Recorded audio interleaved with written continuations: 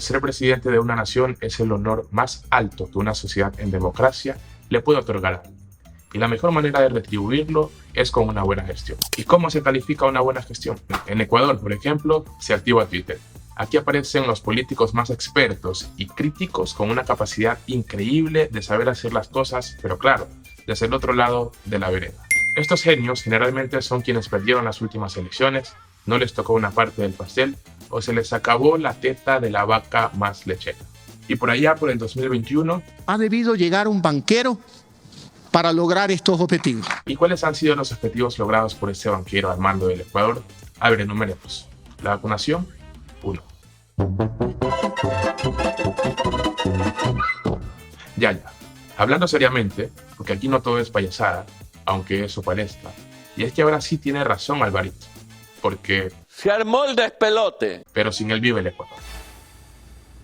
El séptimo inciso del artículo 147 de la Constitución ecuatoriana señala que es atribución del presidente de la República presentar anualmente ante el Poder Legislativo, que en este país recibe el nombre de Asamblea Nacional, el informe sobre el cumplimiento del Plan Nacional de Desarrollo.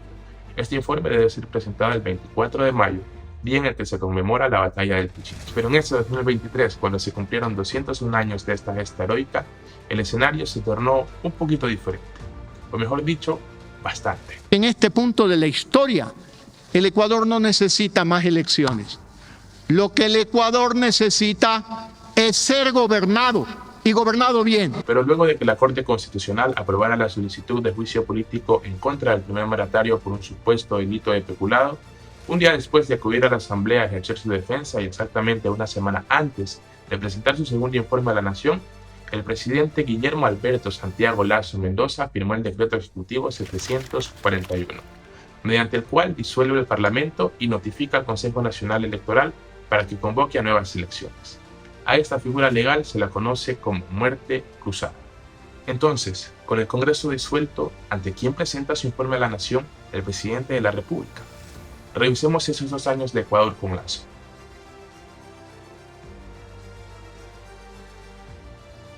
Empecemos con la vacunación contra el COVID-19. Hoy hay que ser específicos para que no se confunda con otro tipo de vacuna. Con ella Lasso demostró ser un hombre de palabra, pues en sus primeros 100 días de gobierno logró inocular a cerca del 60% de la población ecuatoriana con 2 dosis. Muchos aseguran que ha sido lo único que ha logrado con éxito, con lo que incluso llegó a sitiarse como el segundo mandatario con mejor aprobación de la región, superado únicamente por el salvadoreño Nayib Bukele. Y sí, es cierto que fue un logro que todos aplaudimos, pero que ya pasó hace 2 años. De ahí para acá, ¿qué más podemos destacar? Bien sabemos que eso de las mesas servidas rara vez ocurre, peor aún si a la autoridad a la que se le traspasa el mando es de una ideología diferente. Por lo general, en todos los niveles de gobierno, la autoridad saliente se encarga de ejecutar la mayor cantidad de presupuesto posible para dejar a la autoridad entrante en apuros, que dicho como buen ecuatoriano es ponerlos a parir. Y si no, pregúntele a los alcaldes y prefectos nuevos posesionados recientemente. Con una deuda pública de 70.000 millones de dólares y crisis en algunos sectores, Lasso recibe el Ecuador infestado de conflictos que hasta el día de hoy no tienen solución. El saneamiento de las finanzas fiscales y poner la economía en orden fue bajo el criterio del presidente y de su equipo de trabajo un eje de acción imperativo. Es que claro, cuando existen recursos limitados, es imposible satisfacer necesidades ilimitadas. El empleo reduce la pobreza, la desigualdad y la violencia social. Por eso una de las propuestas de campaña de Lasso fue incrementar el salario básico de 400 a 500 dólares, un promedio de 25 dólares por cada año de su gobierno. Y ahí sí creo que nos jodimos, porque ya se va. Hasta el momento va cumpliendo. ¿A qué costo? Vaya y pregunte, mi estimado amigo. También es cierto que en el país hay 500.000 de personas en edad de trabajar que no encuentran empleo. Y de esta cifra, más de la mitad son jóvenes.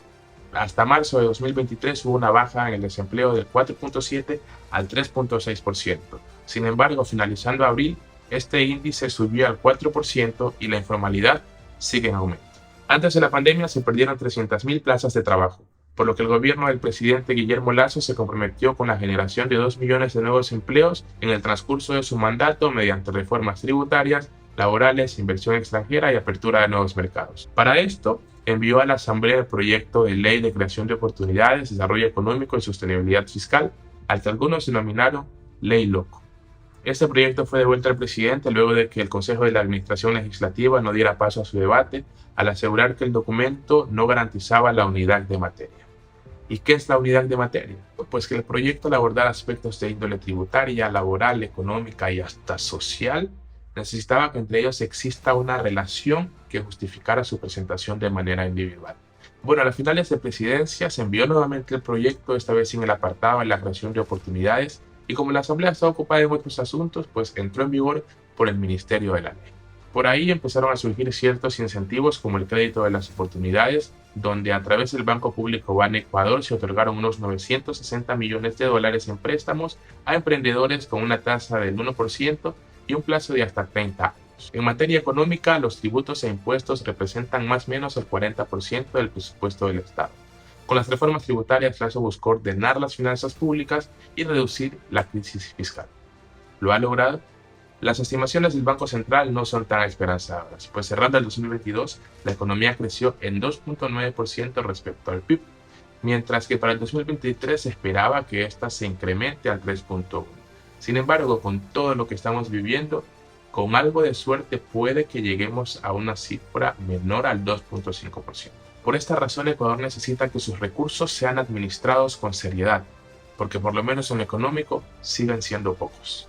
En salud se invirtieron 200 millones de dólares para hospitales y otros 200 serán utilizados para la compra de equipos como ambulancias. En su segundo informe a la Nación, Lasso lanzó sus dardos a quienes se llevaron la plata del hospital de Pedernales, además de reconocer las falencias en el tema de dotación de medicina gratuita a través de las farmacias privadas. Como un tema prioritario en salud, el gobierno de Lasso se enfocó en la disminución de 6 puntos porcentuales en la tasa de desnutrición crónica infantil. Y por ahí se mandó unos cuantos bonos para mujeres gestantes como fortalecimiento de esta campaña, que en sus cifras iniciales apuntaba a que 1 de cada 4 niños padece de desnutrición. ¿Y ya dije la vacuna? Sí, pero esta vacuna no tiene nada que ver con salud, porque definitivamente el narcotráfico es ese mal que lo podemos considerar como una pandemia paralela a la que todavía no le encontramos una vacuna, y también es el mal que termina sacando a Lasso del poder. De acuerdo con los datos de la Dirección Nacional de Investigación Antidroga, en 2021 se incautaron 210 toneladas de droga, 201 en 2022 y en lo que va del 2023 llevan más de 64 toneladas. ¿Cómo enfrentamos esta pandemia? En agosto de 2021, la Oficina de Asuntos Antinarcóticos donó 5.8 millones de dólares para fortalecer la lucha contra el tráfico de drogas en Ecuador. Y a Estados Unidos le ha costado en los últimos 50 años más de $1 billón combatir al narcotráfico. Sin embargo, esta lucha continúa siendo devastadora, pues policías, jueces y personas inocentes siguen siendo asesinadas. En 2018, Ecuador ocupó el segundo lugar entre los países con menos homicidios de la región, con una tasa inferior a las 6 víctimas por cada 100.000 habitantes. En contraste, para septiembre de 2021 se registra la primera cifra más alta de muertes violentas en los últimos 12 años, con 320 víctimas. Y Lasso decía: le cedieron demasiado territorio al AMPA. Vamos a enfrentar a las organizaciones criminales. La paz ciudadana jamás será rehén de nadie. Hoy el promedio diario de homicidios está casi nada de llegar a los 18 crímenes, con una tasa de 26 casos por cada 100.000 habitantes. Pese a que el 85% de ellos están vinculados con el narcotráfico, las condiciones de tranquilidad se alteran para todos. Ante esto, el gobierno decretó varios estados de excepción que no sirvieron para nada. Lasso ha hablado de fortalecer a la policía con una inversión de 1.200 millones de dólares y de engrosar sus filas con 30.000 nuevos elementos de 2022 a 2025. Pero estamos en 2023 y ya se va. Actualmente la policía tiene en ejecución 5 proyectos cuyo monto de inversión bordea los 34,5 millones de dólares, pero la realidad es que hasta ellos terminan siendo víctimas en manos de los grupos de delincuencia organizada. A esto se suman las extorsiones, mejor conocidas como vacunas, que pasaron de 1.600 en 2021 a 5.600 en 2022, y también los secuestros. Con la muerte cruzada, muchos candidatos se han postulado simplemente por trascender o por pura vanidad. Tal parece que ir por la vida diciendo que fueron candidatos a la presidencia del Ecuador les llena el ego, aunque ni siquiera vayan a alcanzar el 1% de los votos. Al final de cuentas, Lasso agotó todos los intentos de diálogo con la Asamblea, aunque fue muy poco lo que pudo hacer. Hoy nos vuelve a dar la potestad de tomar una mejor decisión en las urnas el próximo 20 de agosto. Hay que tener presente que una vez que el populista llega al poder, actúa con autoritarismo, y nosotros ya lo hemos vivido. En la democracia moderna, nuestras decisiones políticas van de la mano con nuestra vida diaria. No dejemos que $20 nos vuelvan a hacer la cagada. Procuremos votar por los mejores, o en el peor de los casos, por el menos malo, para que la historia no se repita.